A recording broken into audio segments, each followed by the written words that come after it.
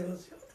Quando io penso che la mattina prestissimo c'erano delle donne che dovevano andare a raccogliere le olive, prima passavano a Cappuccini a sentire messa e fare la comunione, e poi portavano a colazione e poi andava la gente andava allora la loro perché giornata. non c'era posto. Era una parrocchia che nasceva ma con molto fervore. C'era risposta da parte del popolo e da parte dei dirigenti molto attivi.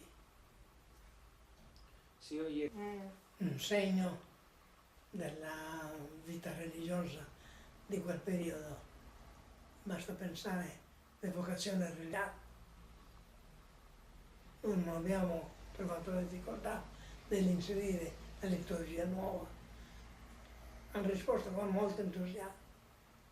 Le associazioni giovanili erano fiorentissime, tanto maschili come femminili. Vero, Gin? Cioè era una parrocchia viva che Era una parrocchia quando nuova che sbocciava a vita nuova, cioè amanti della novità, e rispondevano sì, hanno... che ho avuto un sostegno e un aiuto molto grande dai chierici di qui, i quali sono venuti alcuni per alcuni anni, 2 o 3 anni, tutti i sabati, venivano sabato, domenica, lunedì dovevano rientrare. Ma metteva bei tempi.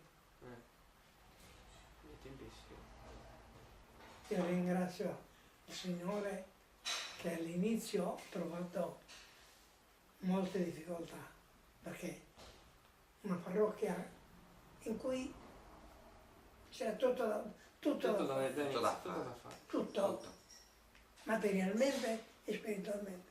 Però, tanto materialmente come spiritualmente, ho trovato una risposta entusiasta. non è che... Infatti abbiamo iniziato la parrocchia con 800, mi pare, o 1000 abitanti.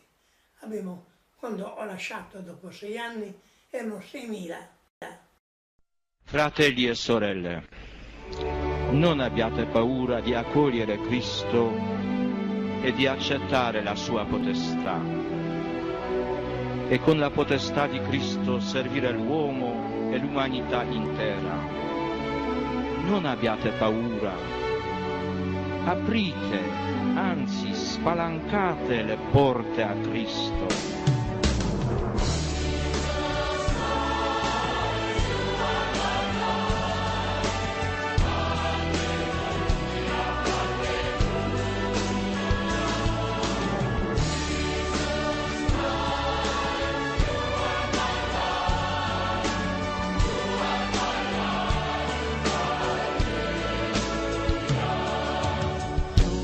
Say